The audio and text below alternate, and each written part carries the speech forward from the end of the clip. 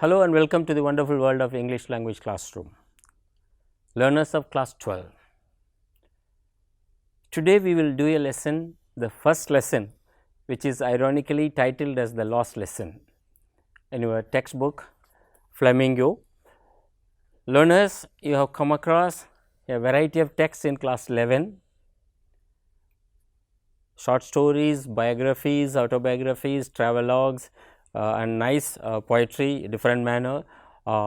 We will further explore, venture into various and diversified texts in class 12 with the purpose of acquiring language in natural context.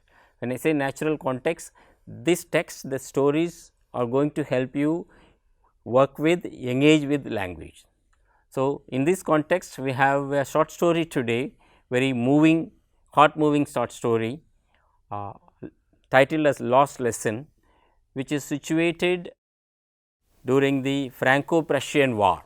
You must be wondering what is Prussian War. We will come to that later. Before we get on to the lesson and learn to read and learn some vocabulary and other aspects, learners, before we get on to the lesson, let me introduce your co-learner Devyani. Hello. So, Devyani and learners, how do you feel? I am feeling good. Fine, fine. Okay, we also feel good, and we assume that learners also feel good at this point of time.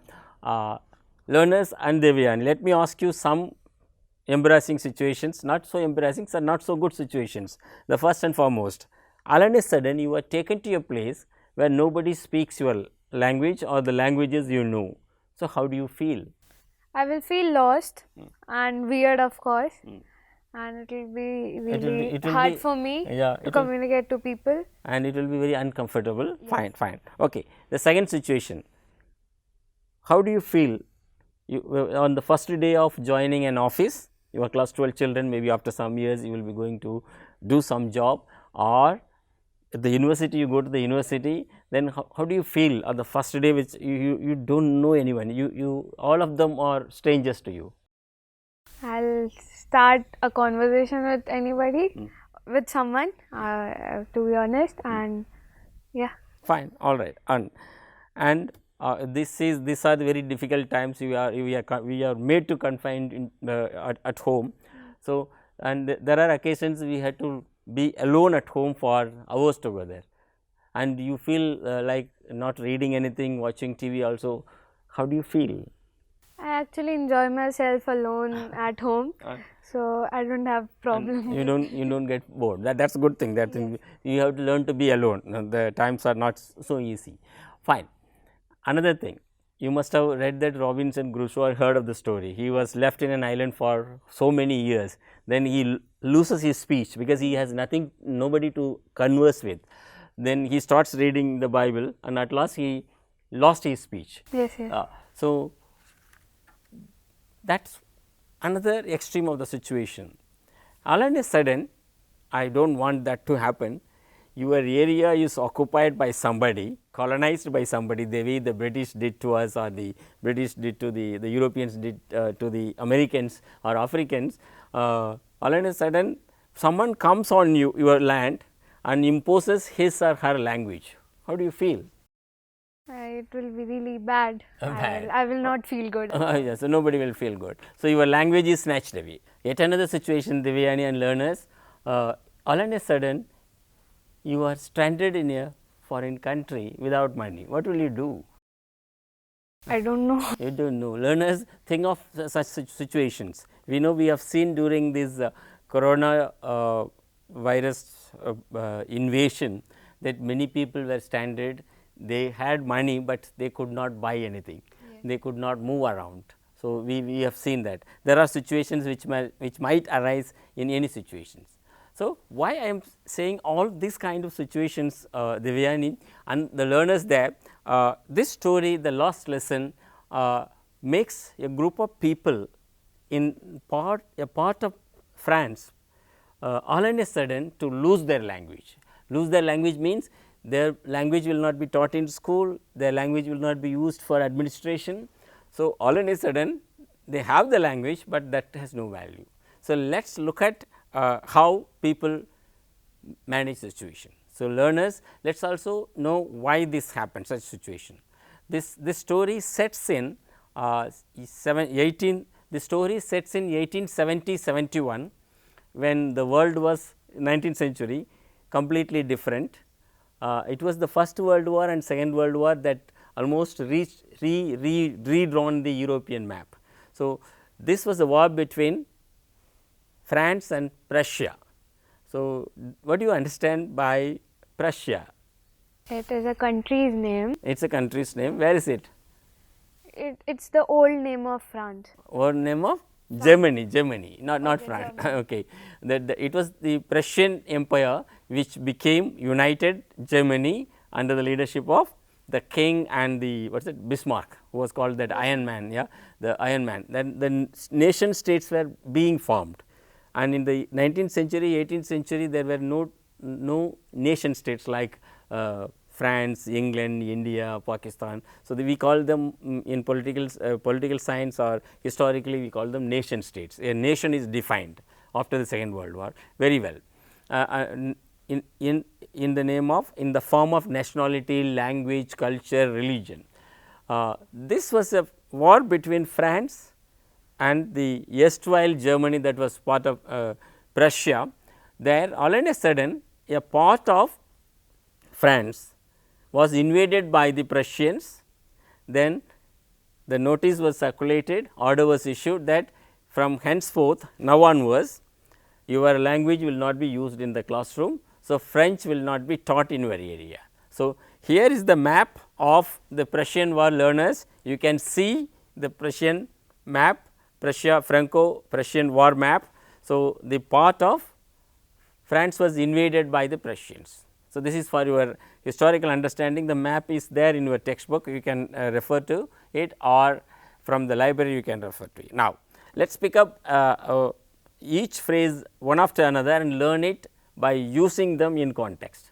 So, I am not going to give you this is the meaning of those phrases, that is easy to give, but it will not remain. Learners, let me tell you one thing on Devyani. If you use a word, new word, when you come across 7 to 10 times in meaningful context, then only you can learn the word. So, this is what acquisition of words. Let me tell you the example of you start playing as a child, even now the video game. First time, instead of securing 1000 points, you may secure not even 100, then many attempts, then you are using it many a time in context, then at one point of time you reach it. So, this is how this is true of language, you have to use it for purposes, with purposes, then only you will learn. Okay. Come on, let us pick up the first one, in great dread of. So, I am going to ask you to read them in context. Come on, read Devyani. The class was in dread of Hamel's iron ruler. He was in great dread of being caught by his mother for playing video games. She has been delaying her work and is in great dread of getting scolded. Fine.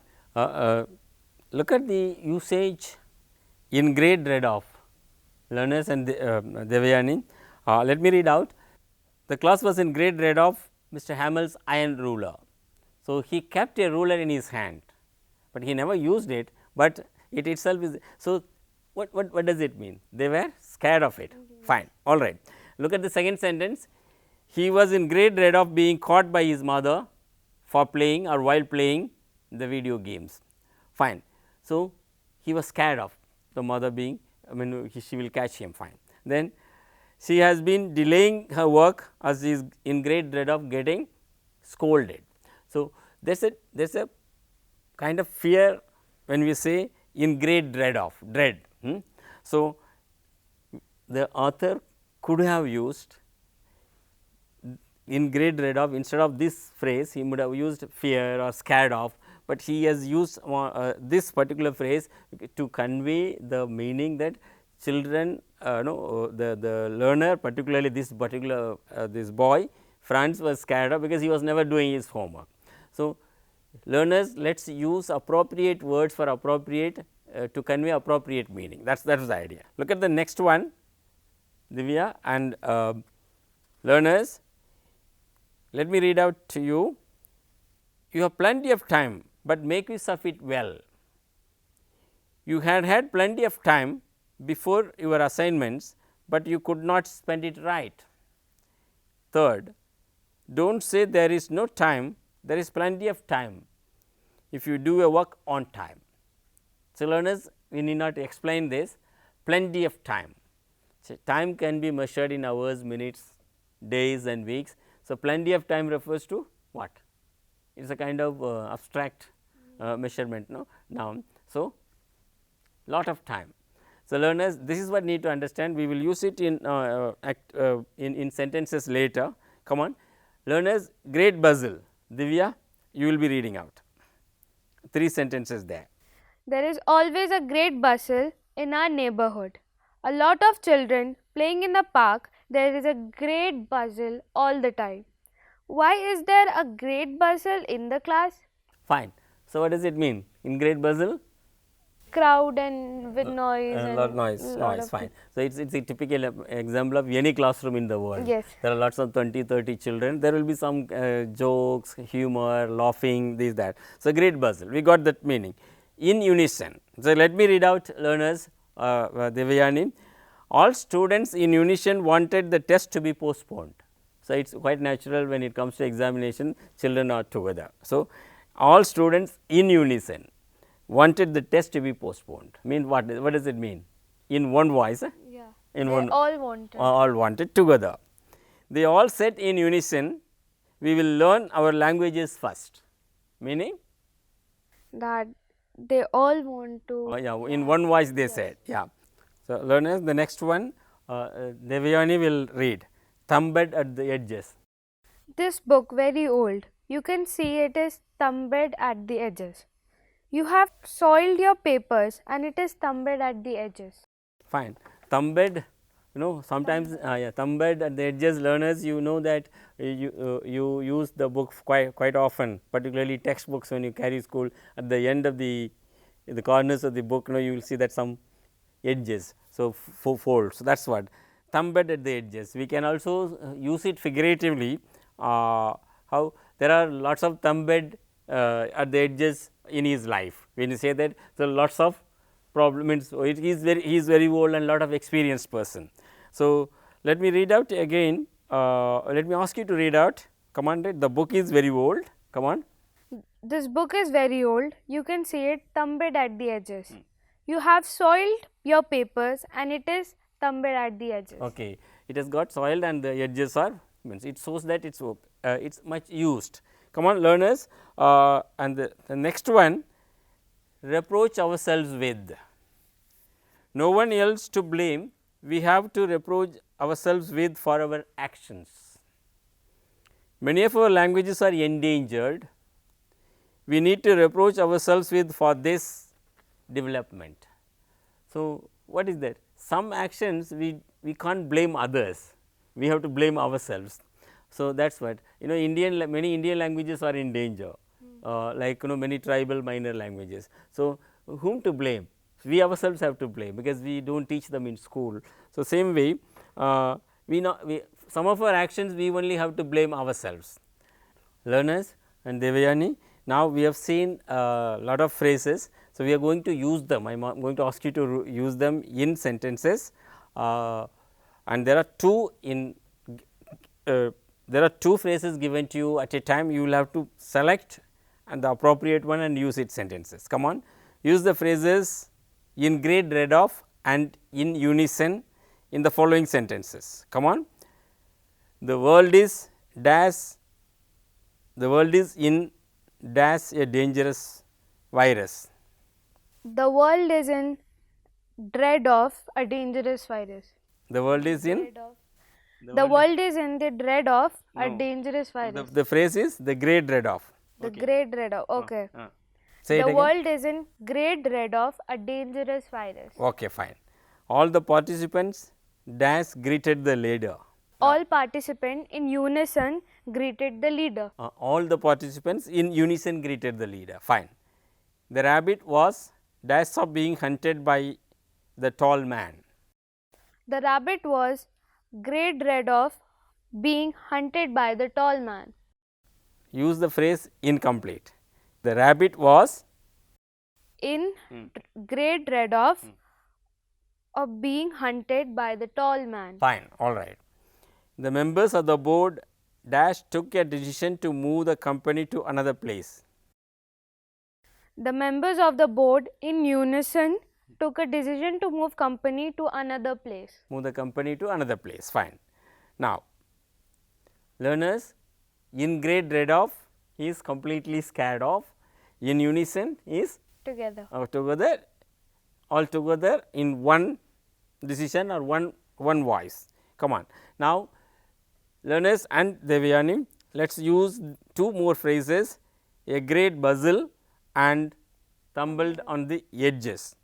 And I am going to read out the sentences, you will have to pick up from them. Okay? There is always dash in the tea stall.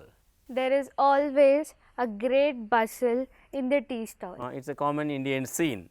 Okay. Do not give the book to a younger brother, he will make the book get. Don't give the book to your younger brother, he will make the book get tumbled on the edges. He will use it his own way. Fine. Okay. Now, my classroom is always dash till the teacher enters. My classroom is in always a great bustle till the teacher enters. Okay. Dash of a document tells how old it is.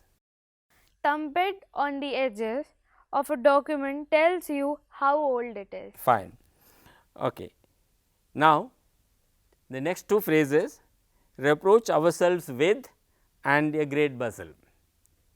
We have seen great bustle, then but it is coming again. Come on. Now, let me read out the sentences for you. We have to dash of our actions against environment. We have to reproach ourselves with for our actions against environment. Again. We have to reproach ourselves for our actions against environment. Fine. A happy place is always with. A happy place is always with a great bustle. Fine. We need not dash for we have not violated any law. We need not reproach ourselves with for we have not violated any law. Fine, good. There was dash as the actor entered the stage. There was a great bustle as the actor entered the stage. Fine. They are the wrongdoers and they have to. They are the wrongdoers and they have to reproach Themselves. Fine. All right, learners, we need to use the words, the phrases in context many a time in order to learn them. When you read again the text, notice these phrases and also our exercises again, and you try to use them in your writing and speech. Learners, we have seen and learnt a set of phrases in great dread of, in unison, thumbed on the edges. There are many such things, and there in English language, in any language for that matter. We need to notice it when you read and use it for purposes. This is how language is acquired, and today you have acquired these phrases besides the overall understanding of the story. And let us do it. I am going to throw a challenge at Devayani. The summary we narrated is there in strips here. There are lots of strips, the summary we narrated, there are 17, and she will be arranging it in coherent order. That will say, that will tell us whether she has really understood the story when she has read it. This is what you are also expected to do, learners. Fine, we do it. Come to the close of this lesson. Before I close and thank all of you, let me tell you some of the facts about languages and language situation in this country, India, our country. India is the most linguistically diversified country. Why I am drawing your attention towards this? You know that how the French people felt when their languages were done away with, discontinued in the school during 1870 and 71 during the Franco-Prussian war. That was for only 1 year. So, let us look at the language situation in India. This I am saying you, giving you some information in order to ask you to do some project work and have an understanding of how Indian language situation is. Okay. Learners, you can see it on the screen. India now has 121 languages and 270 mother tongues. This is based on 2011 census. 5 different language families, which is not there in any of the countries. 5 language India has 5 different language families, namely Indo-Aryan, Dravidian, Austro-Asiatic, Tibeto-Burmese and Semito-Hamitic, and this is spread across the country. 1971 census listed 1652 languages. Learners, see that now we are saying that 121 languages, because that means many languages have passed away, passed out of our lives or passed away. Learners, People's Linguistic Survey of India has identified 780 languages, of which 50 are extinct during the 5 decades. This People's Linguistic Survey of India is conducted by independent agencies, NGOs, non-governmental organization, and it was headed by Professor G. N. Devi, and they brought out these facts. And let us look at what Indian Constitution says and does to languages. Indian Constitution, the Constitution of India recognizes 22 languages as official languages of this country. There are, we said 121 languages, but only 22 are recognized. 82 languages are used in print media, 71 languages are used on radio. Indian administration means the state administration and central government administration is conducted in 15 languages.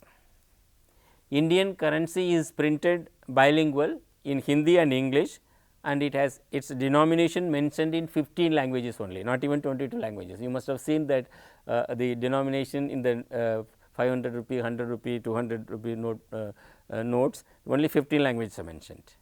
So, 42 languages are used as medium of instruction in schools.